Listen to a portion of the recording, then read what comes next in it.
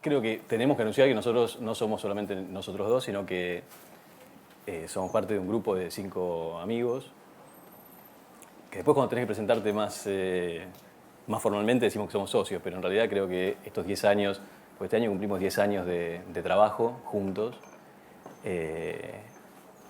estamos en la ciudad de Buenos Aires y estudiamos y nos hicimos amigos en la UBA. Lo que vamos a mostrarles hoy es un trabajo que cose estos 10 años. Creo que de alguna manera es un recorrido casi histórico por todo lo que venimos haciendo desde el comienzo hasta hoy. Y responde como a 5 personalidades que son muy complejas. En el sentido, muchas veces pensamos que todo esto que hicimos y las cosas que estamos pensando en relación a lo que hicimos sería muy difícil o tal vez imposible haberlas hecho solos.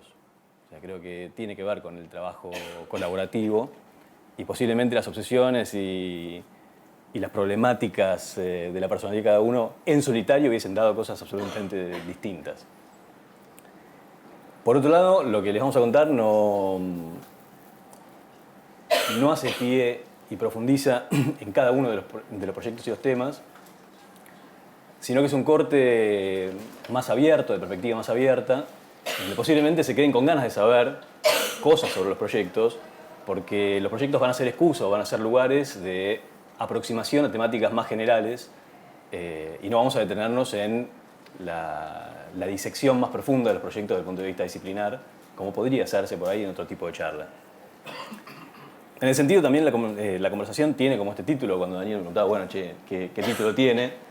Tiene que ver este título con que todo esto contado junto significa por lo menos una forma de pensar las problemáticas a distinta escala que hemos tenido en el estudio y que se han convertido para nosotros en un momento en donde a través del trabajo dentro del estudio tratamos como de por lo menos ofrecer cierta resistencia a algunas especulaciones automáticas que se podrían tomar en los distintos momentos en que te toca abordar distintos problemas que tienen que ver con la arquitectura. Queríamos comenzar esta mirada panorámica sobre el trabajo de estos años, trayendo a la mesa, la discusión sobre la mesa, esta pintura que a nosotros nos gusta mucho, que es una pintura de Clorindo Testa, que él desarrolló una serie que tiene que ver con la manzana de Buenos Aires y que de alguna manera yo creo que también entre Montevideo y Buenos Aires podemos compartir este nivel de preocupación sobre la condición de la ciudad. Y es lindo recorrer la serie que él tiene sobre esta condición de un fragmento de la grilla que, bueno, a Juan a veces le gusta decir que es el producto de un ejecutivo europeo cientos de años atrás que envió a través del océano esta forma de particionar el territorio. Y vos le llamás burócrata inclusive, ¿no? El burócrata europeo. En donde esta pintura es linda porque vos te das cuenta que hace referencia no solamente a un fragmento de esta grilla, sino a la fragmentación propia del fragmento, que tiene que ver con el loteo tan típico, que inclusive, no sé si acá en Montevideo es tal cual en la Ciudad de Buenos Aires, donde son las 10 varas, ¿no? Estos 8,66 metros de frente. Y este panorama que se cuenta en esta figura abstracta tiene su origen en esto que Juan llama el burócrata europeo, ¿no? Estas cartas que tienen un momento iniciático en el cardo y el decumano, ¿no? en esta partición abstracta del territorio, que se acopla a las condiciones territoriales a través de una única operación, que es la de poder cubrir y colonizar todo. Ahora, lo loco es que esto, que tiene su origen en la colonización del territorio, es el lugar en donde nos toca trabajar hoy. Y suele pasarnos que,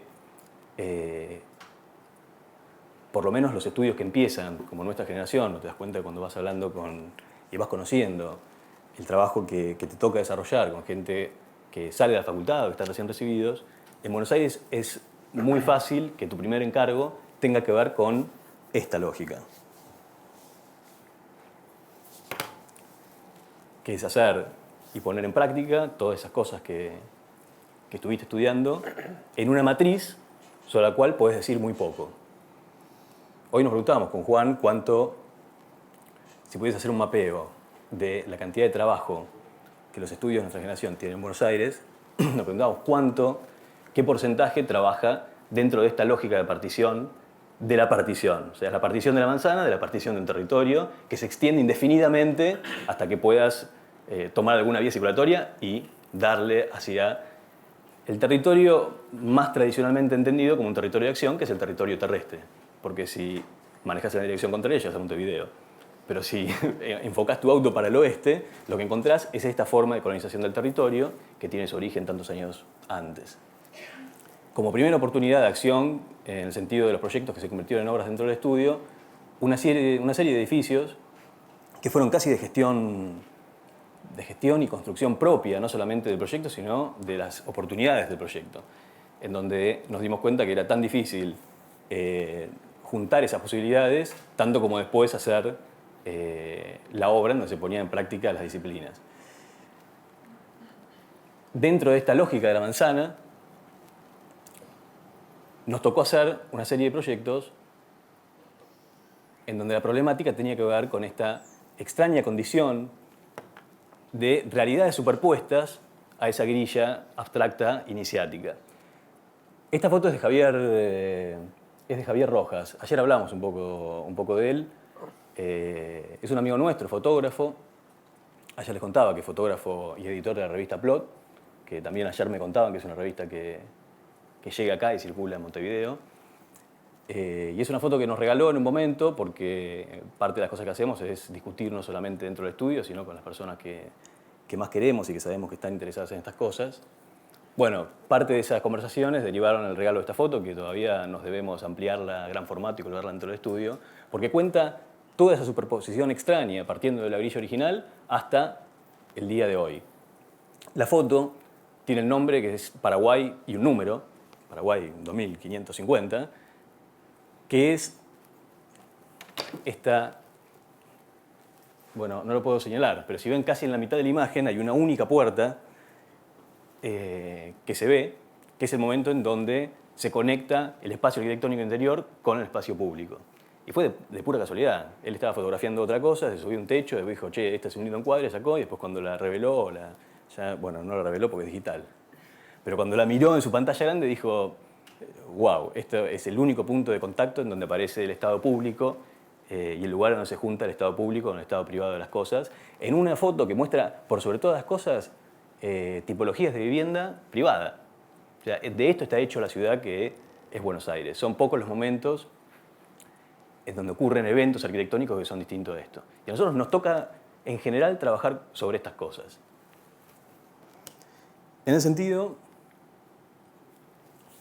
una de las cosas que también, recordando otra vez a Testa, más le gustaban a él, y él cada vez que tenía la oportunidad de hablar de esto lo hacía, era la belleza de esas medianeras, que en realidad no son una operatoria guiada a través de un proyecto, sino que son remanentes de un montón de cosas que pasan, y en este caso tiene que ver con la superposición de los códigos. Ustedes saben, y eso después también me cuentan, porque nos gustaría saber cómo sucede en Montevideo, la codificación de la ciudad ha cambiado a través de del último siglo un montón.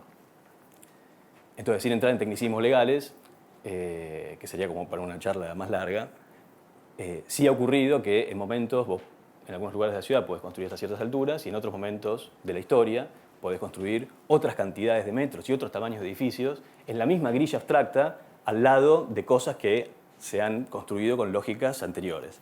Entonces yo realmente no sé las fechas, pero los distintos códigos se superponen y el resultado arquitectónico en esa granulometría de la construcción urbana son estas cosas en donde después aparecen estas maravillas que son como las acciones propias sobre esa rugosidad, que no tienen nada que ver con un arquitecto, en donde un personaje abre una ventana en donde legalmente sería imposible abrirla. U otros personajes aparecen con acciones que no tienen que ver con arquitectura, sino que tienen que ver con el uso de estos planos que muchas veces son remanentes. E inclusive esto que en Buenos Aires es hiperconocido, ¿no? Que son estos lugares en donde el edificio es más importante en su medianera como un lugar de especulación, en este caso una especulación publicitaria, ¿no? Porque hay un tipo o el consorcio mismo, que alquila su medianera, que para la arquitectura fue un plano absolutamente abstracto y sin ninguna clase de acción, alguien más después entiende que ese puede ser un lugar donde puedes colgar una propaganda de un perfume. Eso también es extraño porque si haces en estas ansias de poder entender todo a través de las estadísticas, seguramente esas medianeras en las vías circulatorias principales tienen mucho más valor que en una calle secundaria. Esto es al lado de mi... No, esta no. La anterior de Dragón es al lado de mi casa. Claramente al lado de mi casa, que es un barrio tradicional de la ciudad, no tendría ningún sentido poner una publicidad. Esta seguramente tiene que ver con algún lugar en donde esto está expuesto de manera mucho más brutal. Bueno, dentro de todo este panorama que significa un lugar de acción del estudio y donde empezamos a trabajar hace 10 años, dentro de ese panorama, hay una serie de edificios que les queríamos contar y que no son la descripción del proyecto, sino que hacen pie y hacen foco en una serie de especulaciones, tal cual existe la especulación del tipo que entiende que la medianera te separa de un aire y que vos podés picarla y poder entender que eso también es un frente a un edificio, cuando en realidad legalmente no lo es. En ese sentido, bueno, hay una película que yo debo confesar que no la vi, pero no la vi. El hombre al lado. Bueno, es una película que está buena. Está buena porque de alguna manera trata desde otro lugar estas cosas que estamos contándoles. ¿Te dijeron qué? ¿Te dijeron que trata eso? Lo que pasa es que, bueno, nosotros conocemos al director y viste que hay veces que si te cuentan la película es mejor que cuando la ves. La temática está buena. La película, por ahí desde el punto de vista fílmico, no digo nada y espero verla. Esta serie de proyectos tiene unos dibujos que cuentan cuál es el punto en donde se puede operar, en donde existe la posibilidad de operar, cuando habitualmente esa posibilidad, que es la línea abstracta de la edición con otro lote y no el frente, se pone en acción a través del proyecto. Este primer ejemplo es el edificio de vivienda Jufré, que tiene una condición iniciática bastante especial, que fue el terror a la medianera. Y les cuento esto porque la casa que ven a la derecha, que está en obra, Daniel la conoció en obra hace 6 años, sigue en obra, es mi casa. Yo no me acuerdo, Daniel, si cuando vos fuiste estaba esa estructura, pero he avanzado este tiempo. Estaba, ¿no? Ya la pinté 2 veces, se oxidó en el medio, se sigue oxidando. En algún momento lo voy a terminar. Ahora, extrañamente, la casa esa, que es de 1905, que le pertenece a mi familia desde hace mucho tiempo, tiene una condición, como las viejas casas Chorizo, en donde todo está recostado sobre una de las medianeras y abre el patio hacia la segunda medianera. Extrañamente, y eso es algo que nunca terminé de investigar por qué es, tiene el patio orientado al sur. En un momento, un día, hace muchos años, me levanté, salí a la mañana y tenía la casa de al lado, que era una casa también de 1920 y pico, que estaba muy rota, un cartel de venta. Y desde ese momento que se construyó esa casa de 1920, la que estaba al lado, hasta hoy, la superposición de códigos cambió un montón. Entonces, en un momento era habitual encontrar estas casas de planta baja, con la planta de tipología Chorizo clásica, y cambió a ser recodificado en algo que en Buenos Aires se llama E1, que no tiene sentido explicar qué es, pero te permite hacer un montón de metros a un montón de altura. Parte del proyecto que yo había pensado construir y estoy construyendo, contaba con la lógica de acción de respetar el vacío de la casa de abajo.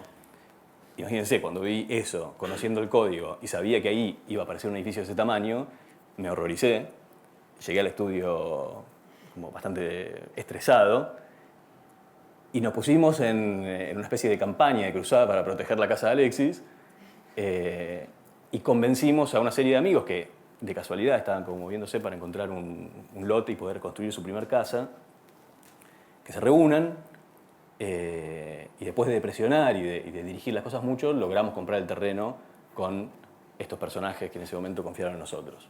Y en ese momento, porque después el edificio entra agua en la carpintería del 5.º piso, pero eso es como otro tema que tiene que ver con la construcción de las cosas.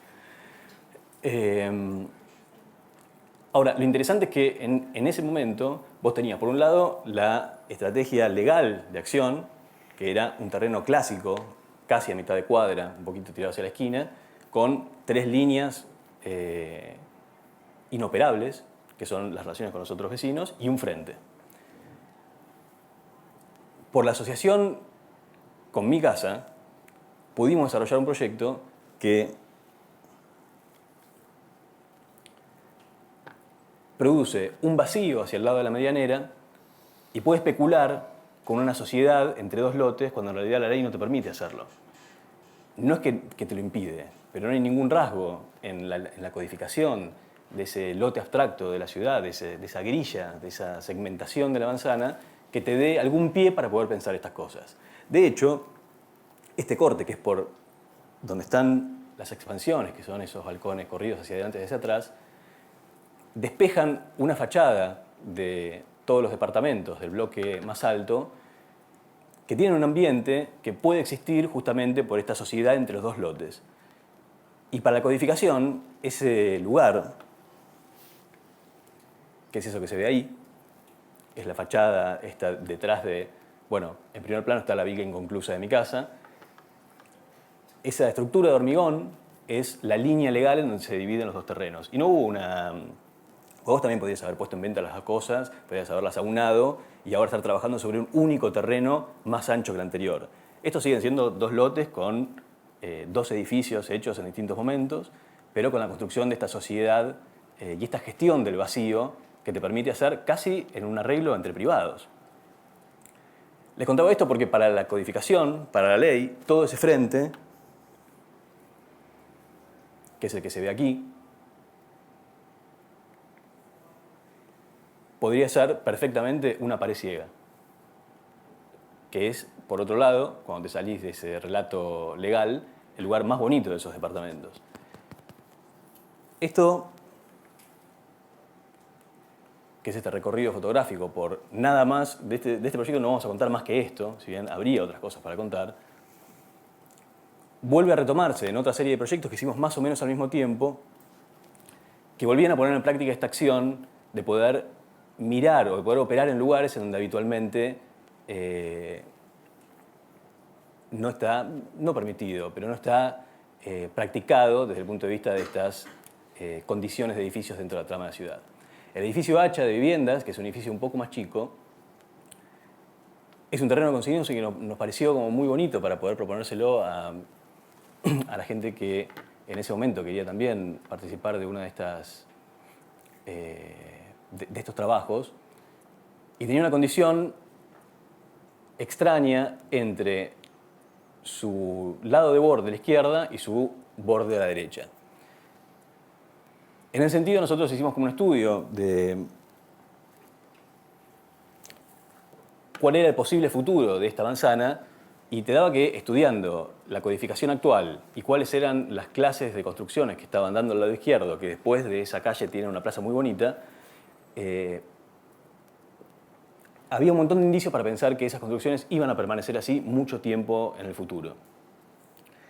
En ese sentido, este lote, que también podría haber sido tomado como un rectángulo abstracto entre 2 condiciones de borde estables o equilibrantes entre un lado y el otro, tiene una reacción en el posicionamiento de los volúmenes en donde funciona como un edificio entre medianera en la planta baja y los 2 primeros pisos, pero al llegar al 3er piso y al 4.º, que es lo que te permite la codificación en ese lugar, rota completamente y se vuelve un edificio que tiene el frente hacia la medianera.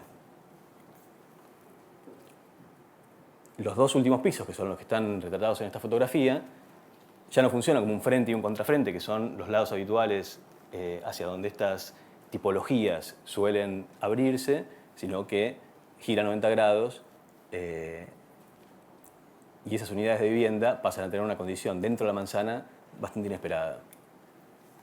Entonces, si te alejás y te vas caminando para la esquina y te subís, en este caso, al techo de uno de los vecinos, empieza a ver un edificio que extrañamente mira para un lado en donde no suelen mirar.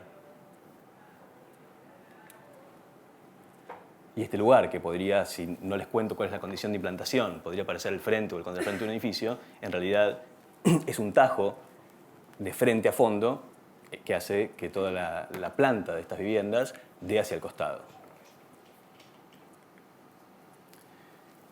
Y este recorrido lo queríamos armar de esta manera, porque este es un edificio un poco más nuevo en en este recorrido de las obras que, aunque son pocas, nos llevó un montón de tiempo hacer, porque por ahí eso es otra conversación y parte de eso tal vez hablábamos hoy en el taller.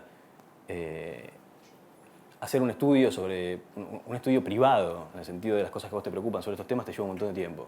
O sea, sería como mucho más fácil repetir por ahí una tipología que está como más probada y más practicada en el tiempo y quedarte con algunos rasgos de arquitectura por ahí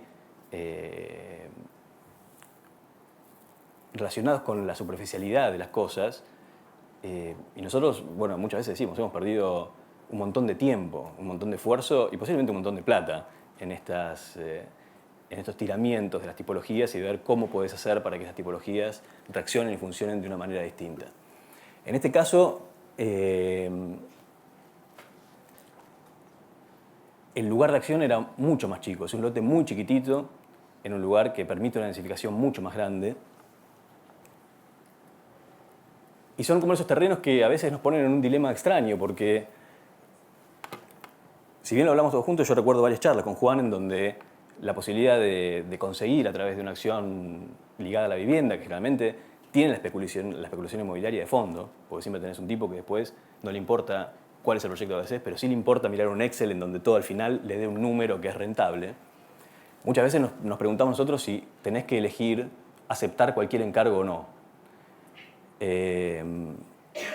Hoy justamente hablábamos de eso, ¿no? Porque, bueno, Juan llegó un día más tarde porque justamente tenía una reunión con una posibilidad de un trabajo que en principio te da como margen cero, ¿no? Casi como si pudieses reaccionar a ese encargo de manera única, sin posibilidad de margen, sin posibilidad de poner en práctica estas cosas que te preocupan. En este caso encontramos, y está bueno contarlo porque es donde se afinan las posibilidades, este lote que tuvo una secuencia de la volumetría compacta dedicada solamente al frente, a la lámina del frente y la relación con los vecinos. Entonces el edificio, si bien tiene una planta profundamente tradicional en el apilamiento de dúplex y simplex, va modelando su frente también en relación al paisaje y al único árbol que tiene delante, y va tomando una geometría que se acopla al edificio al lado y gestiona el poco aire posible en el lugar en donde el edificio se pone en contacto con la calle. En la secuencia en ascenso, da unas plantas que tienen esta resolución técnica muy compacta hacia el fondo y tiene este lugar de ruptura solamente en el frente.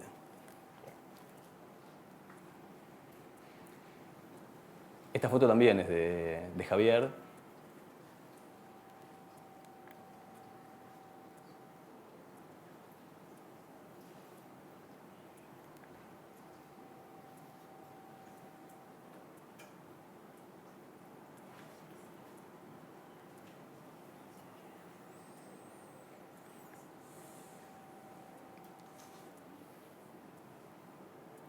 Lo que nos interesa de este proyecto es la conversación, no tanto la resolución específica de este proyecto, sino las conversaciones que tenés cuando te toca trabajar en los lugares donde la arquitectura se vuelve bastante débil, ¿no? Porque una cosa es estar pensando, bueno, como nos pasaba hoy, hablamos en el taller, ¿no? Un proyecto con todas las potencialidades y todas las libertades de las que veíamos en proyecto en taller 7, ¿no? Y otra es cuando te tenés que enfrentar a los momentos en donde la arquitectura está tensionada por un montón de otros rasgos que inclusive muchas veces no puedes ni siquiera manipular. Dentro de estas investigaciones sobre la manzana, hay otras de escala un poco más grande que son concursos. Este particularmente es un concurso que hicimos al principio hace bastante, pero que un poco fue como fundacional en ese estudio de entender el lote y la manzana de una forma un poco más porosa y diferente de lo que se la entiende habitualmente. Un concurso para el Banco Central de la Nación, en una manzana que está en la City porteña, digamos, en la zona más densa de Buenos Aires.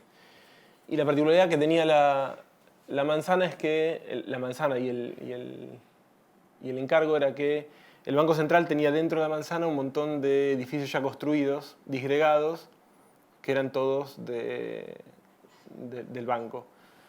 Entonces era una situación extraña porque ese loteo o esta cuestión de la propiedad individual de cada lote, de alguna forma en esta manzana estaba desvirtuada a partir de que había ciertas conexiones internas que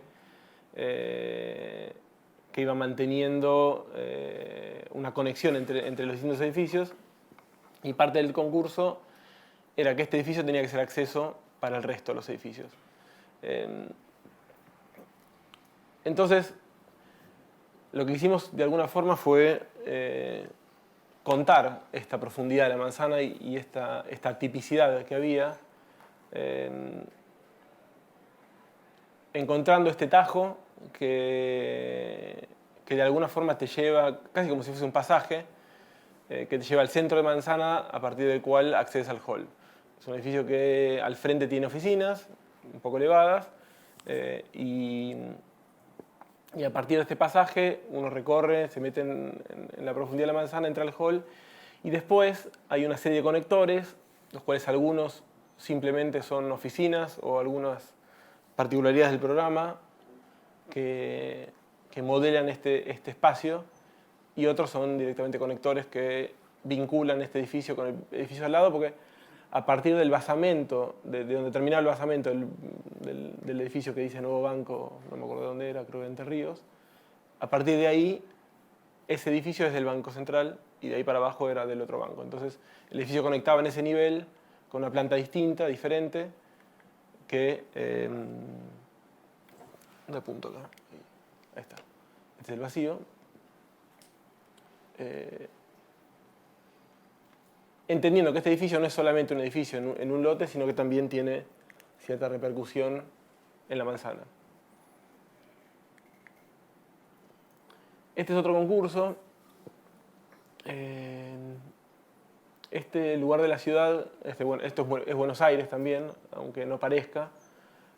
Hay un río que lo atraviesa, que es el Riachuelo, un canal, que es el Sildañez, y un lugar de una geometría muy extraña, que es el Parque de la Ciudad, que era un parque que se hizo en un momento y hace 20 años que está abandonado, más o menos.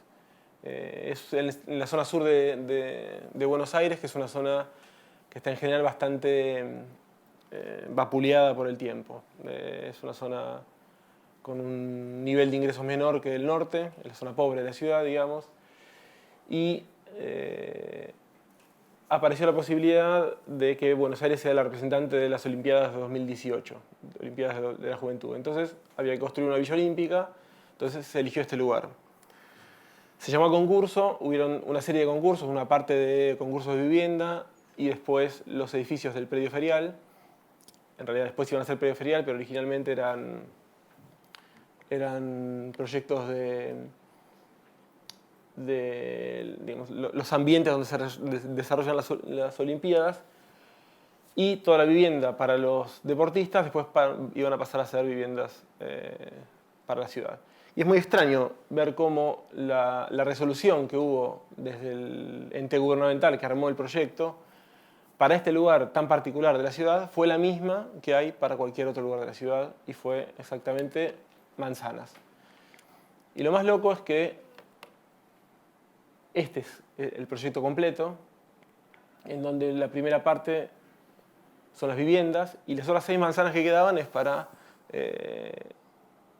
los lugares de deporte, que después terminaban siendo el predio ferial. Y es muy extraño pensar cómo hacer en 6 manzanas, más o menos 6 hectáreas, un programa que es en general muy hermético, como es un predio ferial, son inmensos galpones, en general muy herméticos hacia la ciudad, muy impermeables. Bueno, ¿cómo hacer para que esos proyectos tengan cierto carácter, que le den a la ciudad cierta urbanidad y que no sean esas típicas manzanas donde uno las recorre con miedo, ¿no? Entonces, a partir de un disgregamiento del programa, encontramos una forma de ocuparlo, que es ver cómo hacer que todo el programa público que había dentro más público, digamos, que había dentro del programa, que eran ciertos lugares de oficina y locales, siempre tenían una relación con las vías, con las calles. Y que esas piezas, además de ser el programa más duro, digamos, que tenía el programa, fuera de las plantas libres, digamos, de grandes luces, donde se iban a desarrollar las muestras y demás, sean unas piezas de infraestructura que sostengan unas catenarias, que son estas que se ven acá, que son los techos que salvan las grandes luces. Digamos, es casi la estructura más liviana que se puede hacer para cubrir grandes luces. Y las otras piezas, que son las que estructuran esto, contienen el programa y activan de alguna forma la calle, para que la calle no sea un lugar, bueno, este es desde adentro, no sea un lugar inhóspito. A la vez de que, a partir de un movimiento en la geometría de esto, evitábamos tener 300 metros rectos de una pared. Entonces, a partir de este disgregamiento de la construcción, se empiezan a armar lugares de otra escala, de una escala más barrial, con pequeñas plazas, que se llevan también con los espacios más institucionales de esto, que es, pues es uno de los cruces, una de las calles que quedaban, donde es eso, acá se ve un poco que no es una fachada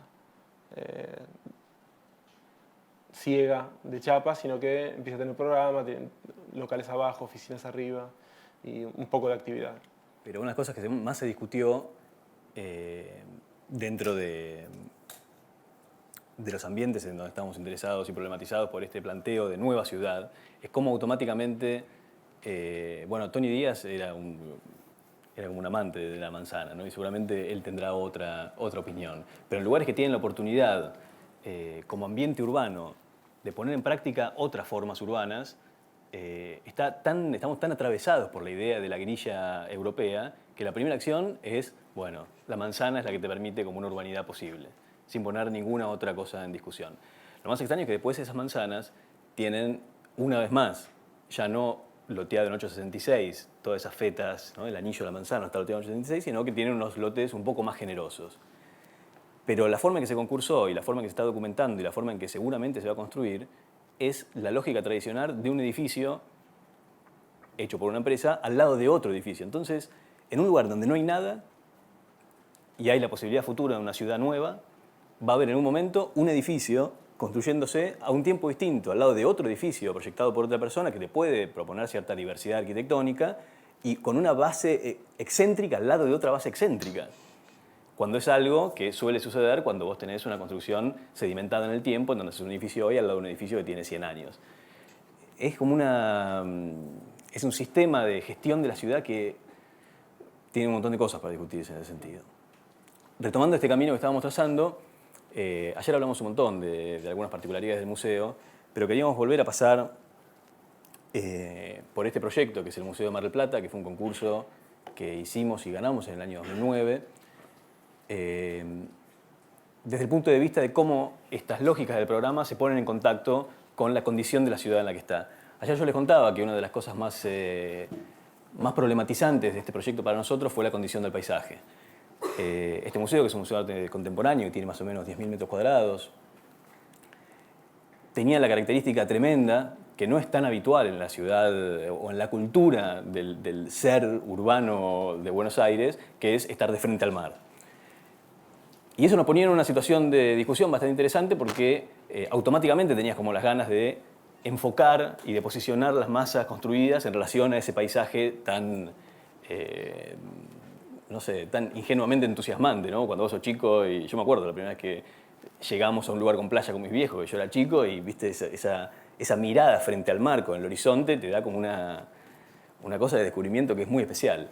Ahora, desde el punto de vista de la imagen anterior, esto tiene la presencia de ese paisaje de frente, la obra del museo está en ese paño verde donde ya se empieza a ver la excavación. Y nos pasaba a nosotros mismos descubrirnos, pensando estrategias de proyecto que volcaran un frente relacionado directamente con esa instancia del paisaje. Ahora, por otro lado, todo esto tenía una ciudad detrás. En ese sentido, la estrategia posible dentro de las lógicas del programa y de la acomodación de estos programas dentro de la masa construida, tuvo que ver con un feteado en horizontal, en donde el reordenamiento del programa, que es algo que también hablábamos hoy, si bien no llegamos en el taller a someter los proyectos a esa práctica, muchas veces la gestión del programa, de cómo entendés el programa y cuáles son las consecuencias que ese programa trae en la relación con la ciudad, son una herramienta brutal para el desarrollo de los proyectos. Haber entendido que el posicionamiento de todas las partes públicas te permitían un frente multidireccional y activo, en el sentido de no solamente proporcionar al frente bucólico del paisaje un programa activo, sino también a lo que habitualmente en ese lugar se consideraría como las espaldas del proyecto, nos permitió pensar que después lo único que quedaba como lugar hermético y de una relación muy distinta con la ciudad eran las salas. Hubo algo que tuvo que ver con un ordenamiento que se realizó a través como de esas maquetas, en donde en un momento nos dimos cuenta que la superficie del programa público era muy parecida a la superficie del programa más privado, que tiene que ver con estos envoltorios, que además son consecuencia de una especie particular de museos, y de esto hablábamos algo también ayer, que son cajas hiperherméticas, en donde ya no son estos lugares que pueden tener una relación más cordial con las ciudades que tienen alrededor, sino que funcionan como escenarios de teatros, en donde las condiciones de iluminación y de ambiente tienen que ser profundamente manipulables. En ese sentido, el edificio es profundamente abierto y transparente en la planta baja y es ciego y hermético en las plantas altas. Estas volumetrías, que después tienen una consecuencia del interior, desde el punto de vista de cuál es esa matriz espacial que te permite el desarrollo del programa, hace que esta planta baja, en un lugar contrapuesto de esa porosidad, te permita a distintos lugares, a distintas pequeñas escalas, que puedan hacer convivir un edificio de este tamaño con lugares más institucionales que pueden tener que ver con los accesos y con los momentos de reunión. Inclusive esto funciona en este lugar. Ahora hay una inmensa escultura de Marta Minujín, que es un lobo marino de alfajores, que es como, le queda como bonito y gracioso al museo. Ahí está. En ese sentido, estos diferentes espacios pueden ir recorriendo distintas escalas de acción en relación al programa madre, que es el del edificio, al mismo tiempo que a una escala urbana, que no está directamente relacionada con esos momentos de acceso o acercamiento, se posiciona como una pieza mucho más abstracta y referencial, inclusive como un momento de serenidad a esta escala lejana que provoca bueno, vos conocés Mar del Plata, en esta extraña rugosidad que propone el frente contra el agua. Esta imagen creo que refleja un poco otro lado de investigación que nos interesa, que venimos trabajando hace casi desde el inicio, que es salirse un poco del lote, del terreno, y empezar a pensar un poco dentro de nuestras posibilidades la ciudad. Y creo que muchos de los proyectos o concursos o investigaciones personales que hicimos fue un poco como encontrar la excusa para eso, para pensar algunos temas. Esta foto es una foto de Buenos Aires desde muchísimo tiempo, que lo que cuenta es una forma de producción que había. Buenos Aires era el puerto del cual se sacaba la materia prima de gran parte de Sudamérica. Las riquezas salían por ahí, por acá. Gran parte del crecimiento de las ciudades y del país tiene que ver con Buenos Aires y con su particularidad como puerto. Y lo que pasaba era que el río de Buenos Aires es distinto que acá. No tenemos un puerto natural como tiene Montevideo, sino que es una superficie muy llana donde casi la tierra y el agua están muy cercanos. Si uno hace una planimetría, están muy cercanos. Entonces, los barcos de mayor porte llegaban hasta donde podían, donde el calado lo permitía. De ahí pasaban toda la mercadería a estos barcos más pequeños.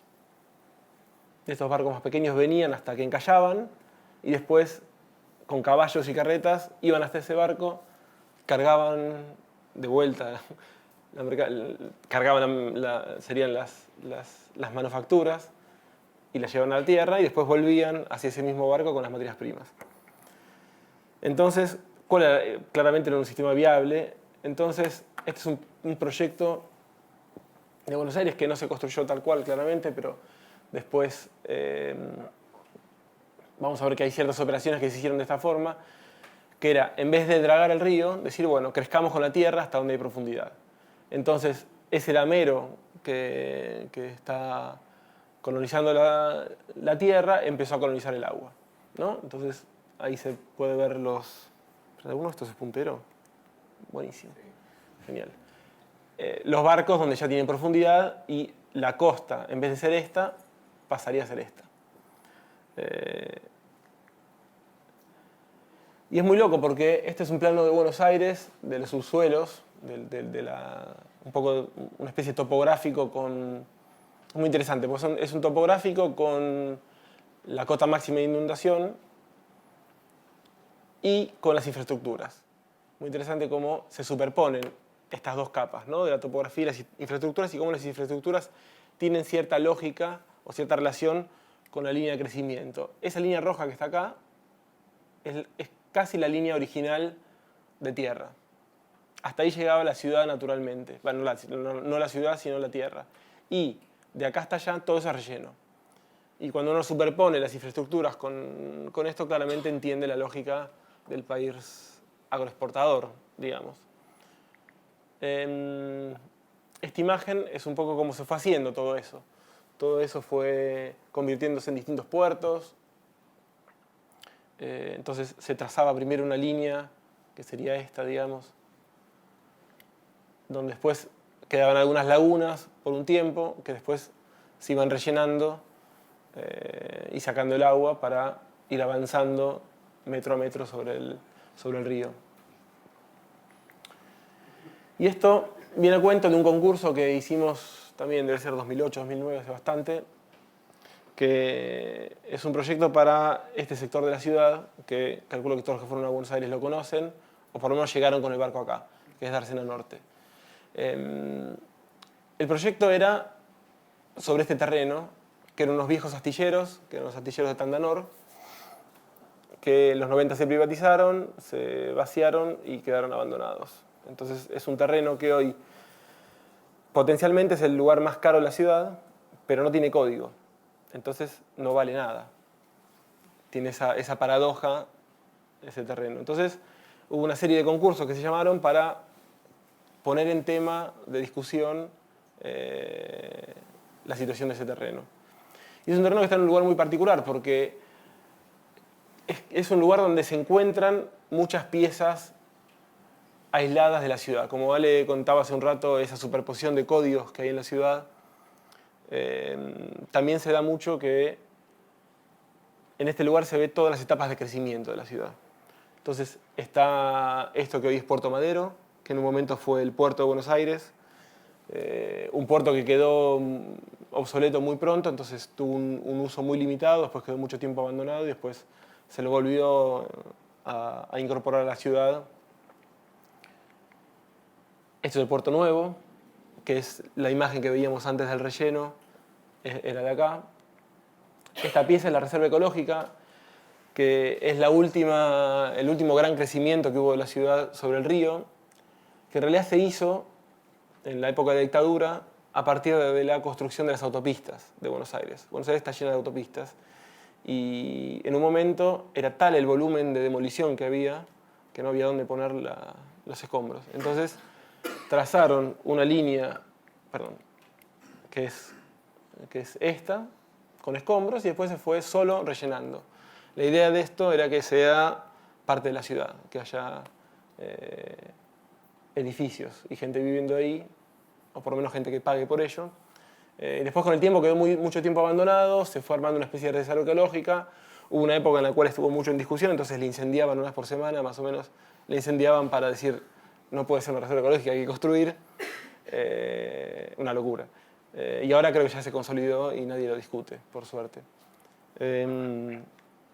Esta es otra pieza urbana que es Retiro, la terminal de Retiro, de ómnibus, trenes y demás. Catalinas, que es un sector de Torres. La Villa 31, que es uno de los asentamientos más grandes de la Argentina, que está en el lugar también paradójicamente más caro de Buenos Aires. Y la trama en Damero tal cual llega, que es la manzana más vieja. Que, por otro lado, era costanera. La costanera llegaba hasta ahí. Y el otro elemento que estaba es el agua, ¿no? Y esta foto es una de las que tenemos en el estudio como dentro de una carpeta de las imágenes que nos gustan, que es de una serie de fotos aéreas que se hicieron en el 80 y pico, que son muy lindas porque es toda una sucesión de fotos que van recorriendo la ciudad. Y esta nos gustaba mucho por cómo una infraestructura, que es una línea de una escollera, cambiaba el agua, ¿no? Cambiaba la textura del agua y la reconvertía. Y es simplemente una línea en un lugar que ambos lados tienen la misma condición. Entonces, con todo eso, un poco lo que quisimos hacer con el proyecto fue revertir la lógica de crecimiento de la ciudad. Es decir, siempre la ciudad fue creciendo sobre el río y a medida que se fue creciendo sobre el río se fue alejando la ciudad. Lo que en un momento era la costanera, que era esta línea de acá, hoy estás muy lejos del río y no lo ves. Entonces, lo que buscamos fue usar el agua como una herramienta más de arquitectura. Es decir, construir río para que se acerque un poco a la ciudad, en vez de avanzar con la ciudad. Y el terreno que estaba en discusión, que era este que estaba acá, lo hicimos desaparecer. Entonces, la discusión pasa por otro lado, que un poco pasa por el tema de, creo que algo hablábamos hoy, de que en general siempre la arquitectura va corriendo por detrás o medio en un estado podría ser como de emergencia, es como tapando agujeros. Entonces, en vez de pensar qué es lo que hay que hacer en ese terreno o cuántos metros se puede construir en ese terreno, bueno, la discusión pasa por otro lado. Pensemos un poco más la ciudad desde otro lugar. Entonces el proyecto se armaba dejando una isla, que es donde originalmente estaba el hotel de inmigrantes de Buenos Aires, que es donde llegaron todos nuestros abuelos de nuestra generación. Llegaban ahí, se quedaban unos días hasta que encontraron el lugar donde irse y seguían. Entonces la idea era que sea un museo y lo separamos de la tierra para un poco, cuando uno lo iba a visitar, que tenga que vivir un poco esa experiencia de meterse en el agua. Que es una situación que, a no ser que uno venga a Uruguay, no pasa nunca en Buenos Aires, que uno se mete en el agua. Y después armamos una terminal de cruceros y bueno. Pero había una cuestión geométrica que entendíamos que terminaba como de coser todas esas distintas capas de crecimiento de la ciudad y de alguna forma las unificaba. Esta es la situación actual, que es una playa de maniobras muy grande, y lo que planteamos era una situación así. Entonces, la calle que está por acá atrás y que hoy está a 300 metros del río, se convertiría casi en una especie de costanera. Recuperaría su condición original. Y después, dentro del proyecto, había también una asociación de cuestiones infraestructurales, de conexiones con la terminal de Retiro, de ómnibus, de trenes y demás. Y queríamos sumarle un layer más del transporte que se abandonó totalmente en Buenos Aires, que es usar el agua como un medio de transporte y como una infraestructura. Entonces, a partir de ahí había una terminal de barcos que coserían idealmente toda la costa. E incluso entraría en el riachuelo, que es este de acá.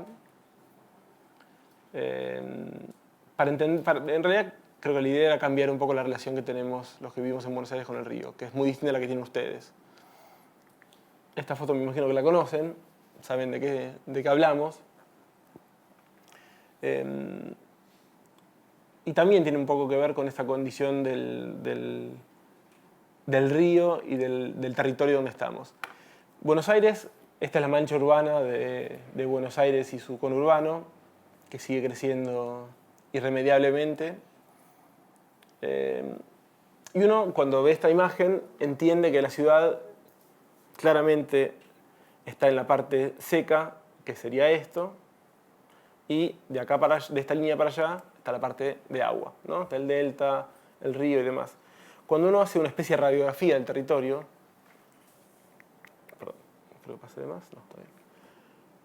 En realidad lo que hay es una situación más parecida a esta. Está lleno de arroyos, de cuencas de ríos, que fueron siempre negados y entendidos como un problema por los planificadores urbanos.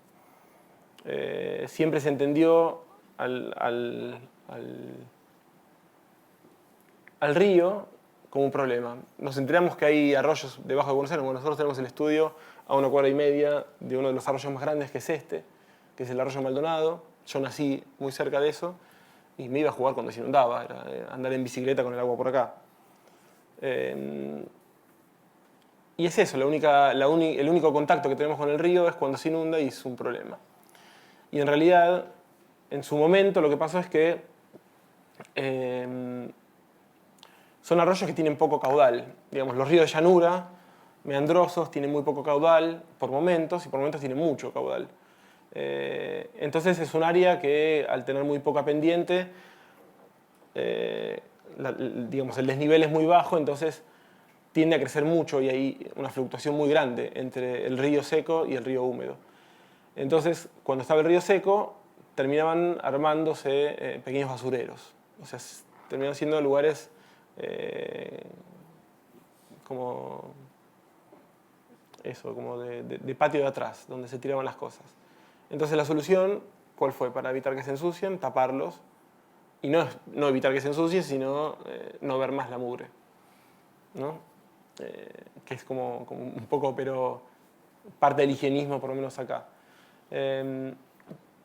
Esto era el arroyo Maldonado. Hoy es la avenida Juan B. Justo, que es una avenida muy masiva. El mismo lugar. Y este es el arroyo, como se lo ve hoy. Entonces, en un momento, bueno, esta es la salida del arroyo. Esa es la desembocadura del arroyo Medrano. Entonces hicimos un trabajo que fue medio un juego de pensar cómo sería la ciudad si se hubieran tomado otras decisiones. Es un trabajo que lo llamamos acuanismo, que fueron unas postales que hicimos en un momento, y que entendíamos como a Buenos Aires como una ciudad acuática. Esta imagen por ahí a ustedes no les dice demasiado, porque tenemos que haber traído el original, pero es una esquina muy particular de Buenos Aires, esta es Juan B. Justo, y por acá atraviesa Warnes, que Warnes es como la capital dentro de Buenos Aires del auto y el repuesto del auto. Entonces uno se le rompió el palier del auto y va a buscarlo allá. Entonces es un poco este juego de entender, superpuesto con, creo que esto es Holanda, cómo podía ser Buenos Aires en otro tratamiento con el río. Esto es Juan B. Justo más cercano a Palermo. Bueno, y esta es la desembocadura de estos ríos.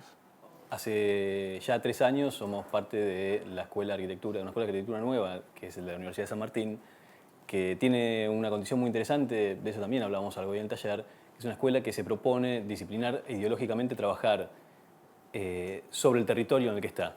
O sea, no solamente sobre los proyectos de una manera en abstracción, sino que todas las decisiones y acciones y conocimiento que produce tienen que ver con el territorio. En ese sentido, hace unos años que aprovechamos una oportunidad que organiza la escuela, que es una especie de taller, que inclusive, pensando ahora, creo que podríamos, inclusive con la escuela acá, hacer un cruce, porque siempre invitamos de la escuela a otras escuelas latinoamericanas para que participen. Y uno de los trabajos que hicimos estos años, en donde habitualmente se trabaja sobre esto, sobre la condición del territorio de otra de las cuencas importantes del conurbano, que tiene que ver con el río Reconquista. Hicimos pie en esta mirada que contaba Juan, que tiene que ver cómo se disocia la idea del territorio acuático del territorio seco, también en su condición de gestión entre los distintos momentos que propone la ciudad en el sentido de los gobiernos y de la gestión de esos gobiernos. Esta línea que está marcada acá, tanto en su borde con el Río de la Plata, en su límite con el Riachuelo y en su límite con una infraestructura tremenda que es la Avenida General Paz, hace de esta pieza y su autonomía una relación que es bastante extraña en relación al territorio en donde está inserta. Este lugar, una de las problemáticas más grandes que tiene, es justamente su relación con la Ciudad de Buenos Aires. La Ciudad de Buenos Aires tira en este lugar toda su basura. Y lo extraño de este momento que estábamos estudiando es que las problemáticas que se planteaban eran ¿qué hacemos con este panorama? Ahora, está tan naturalizada la idea de que toda la Ciudad de Buenos Aires arroja su basura en este lugar, que tiene una planificación y existen como grandes instituciones que opinan, piensan, gestionan, reordenan, pero en ningún momento se pone en práctica la discusión de por qué esa condición original que te pone en un lugar muy derrotado se mantiene en el tiempo. En ese sentido, la propuesta que nosotros hacíamos como plataforma para discutir estos temas era volver a entender el territorio como una única unificación problematizante y no a través de las gestiones de los distintos gobiernos.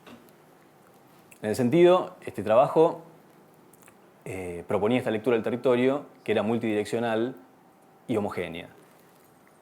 Es un postulado y se acopla a esto que contaba Juan, que son estas postales que nosotros cada tanto reimprimimos y repartimos, que se basa en estas probetas territoriales en donde las condiciones, que a nosotros nos gustaba llamar las probetas equilibrantes de las problemáticas, en donde hacíamos una especie de manifiesto, en donde ciertas condiciones de la ciudad más rica y mejor posicionada trasladaba sus riquezas al conurbano y el conurbano le trasladaba sus pobrezas a la ciudad de Buenos Aires.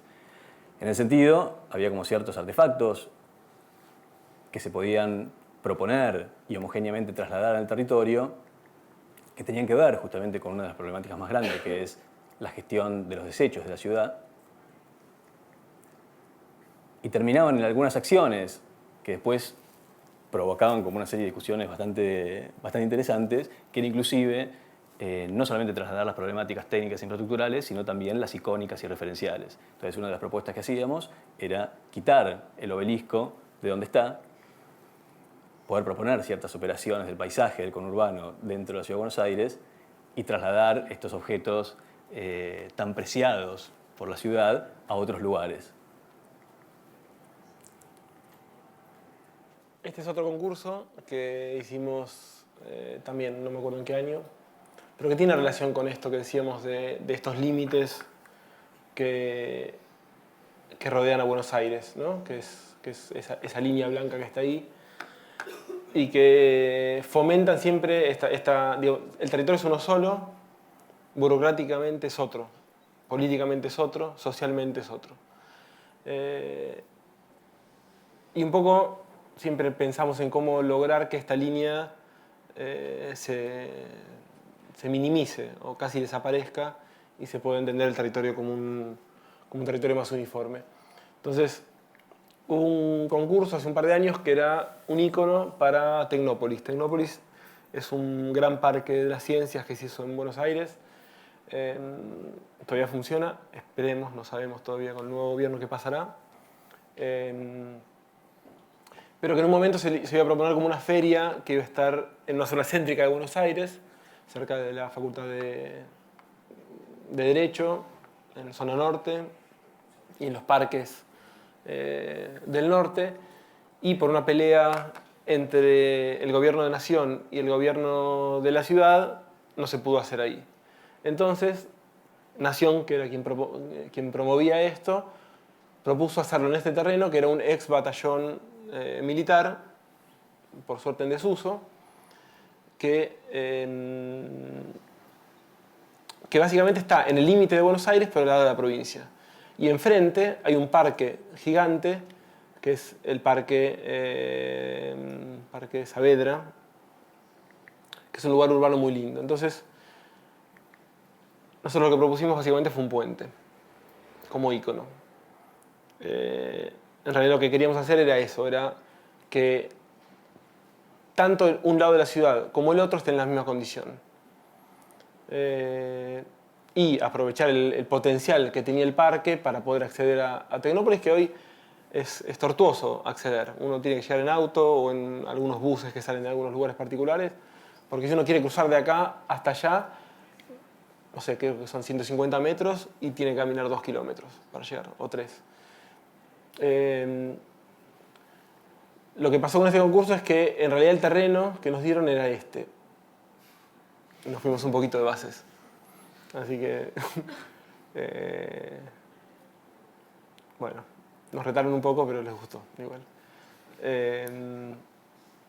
Pero un poco era no solo que sea un puente o una infraestructura que te conecte a dos lugares, sino que también genere una especie de lugar interior o un lugar de uso, que uno habite por momentos este lugar que es la General Paz, que es un lugar donde uno está acostumbrado a atravesarla a 100 kilómetros por hora.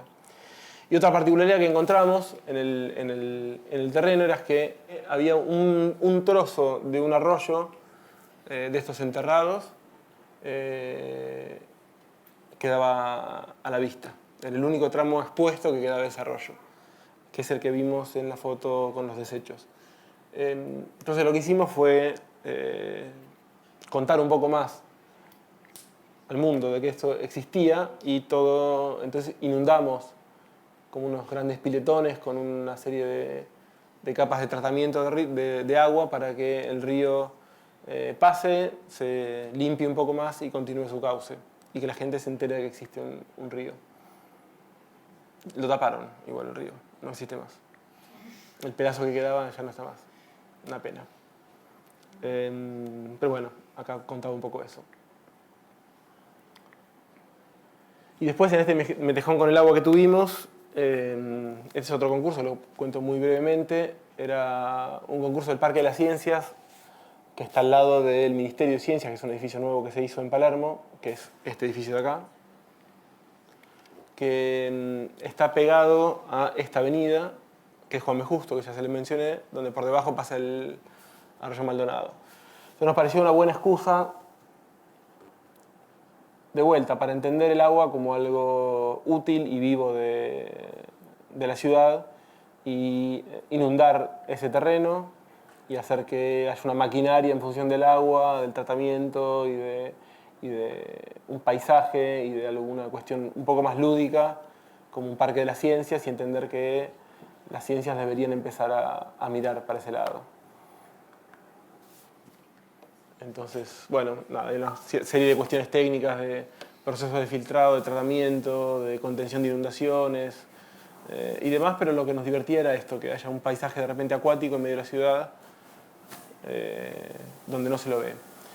Y por último, este es un proyecto extraño, un encargo extraño de una ciudad nueva en Quilmes. Quilmes es una ciudad que está en la zona sur de Buenos Aires, está a 10 minutos de autopista, que sería esta de acá. Y es una zona, como todo el borde de Buenos Aires, muy inundable. Entonces, siempre, esta sería más o menos como la situación en una crecida del río. Y estaba la posibilidad de pensar una ciudad ahí, de pensar cómo crecer con la ciudad cuando pasa esto. Y en algún punto lo que pensamos es que la ciudad que podría llegar a crecer no debería alterarse por esto. Es decir, esto no debería ser un problema para la ciudad, sino debería ser una situación particular, como un día llueve, como un día hay niebla, un día se inunda. Y todo sigue funcionando. Entonces, en vez de hacer el típico relleno que se suele hacer en estas situaciones, como pasó mucho, por ejemplo, ahora en estos últimos años, si ustedes ven una foto aérea de Buenos Aires, en toda la zona norte, hay una serie de urbanizaciones con forma de riñoncito, que lo que hicieron fue sacar tierra de un lugar, armar unas lagunas, levantar la cota de inundación y que esa gente viva feliz arriba, así que no se inunde. Ahora, todo lo que pasa alrededor, de repente, todos esos inmensos terrenos que funcionaban como pequeños reservorios de agua y de un ecosistema, se rompieron, se quebraron. Esto fue en los últimos años. Entonces, para evitar esto, pensamos una ciudad que tenga ciertas líneas de infraestructura protegidas del agua y el resto, cuando tenía que crecer, que crezca. Esta imagen es muy fea, pero nos gusta en relación a lo que cuenta. Este es un recorrido por el riachuelo. El año pasado, en el marco de la Bienal de Arquitectura de Buenos Aires, propusimos una serie de recorridos en lancha por el riachuelo, que se hicieron durante un tiempo, en un río que no es navegable. Está prohibido por una ley, no por una ley, por un juez, un fallo que dice que está prohibido navegar, una cuestión ambiental. Es un río que está muy contaminado, hace unos años que está un poco más limpio. Pero bueno, logramos a partir de una lancha que hay del gobierno de la ciudad que hace la limpieza, poder organizar estos recorridos. Y creo que lo que nos interesa de este trabajo, que en realidad el trabajo, esto es un video, pero el trabajo es una foto, son 2 fotos en realidad, 2 fotos cada una de un lado de la orilla del riachuelo, lado capital y lado provincia. Son 2 fotos que miden, podrían llegar a medir más o menos, no sé, 80 centímetros de alto por 400 metros de largo. Nos costó hacerlas. Pero que nos interesa mucho en relación a entender que hay un punto de vista de la ciudad que no tenemos. Nadie conoce las ciudades de este lugar. Y son paisajes que a cualquier porteño uno le saca una foto, por ejemplo esta, y le dice ¿dónde estás? Y creo que si le pones un multiple choice con 100 opciones es la última que te ponen en Buenos Aires. Es una cara que no conocemos, que no se ve, no hay vida cerca del río, no hay nadie que vaya, no hay gente viviendo. En realidad no es que no hay gente viviendo. Los únicos lugares donde hay gente que vive y puede abrir una ventana y ver el río cuando se levanta son barrios de emergencia, que están en unas condiciones ambientales terribles. Entonces, un poco este ejercicio lo hicimos, ahí vuelvo a empezar. Acá estamos partiendo de La Boca y terminamos en el arroyo de Sildañez, que es el que vimos hoy en el otro proyecto del predio ferial. Un poco la idea de esto es hacer visible lo invisible, es lograr que se ponga en discusión este tema y nada, meterlo en discusión. No sé si querés sumar algo de esto. No, creo que está bueno verlo en silencio. Como termina en silencio.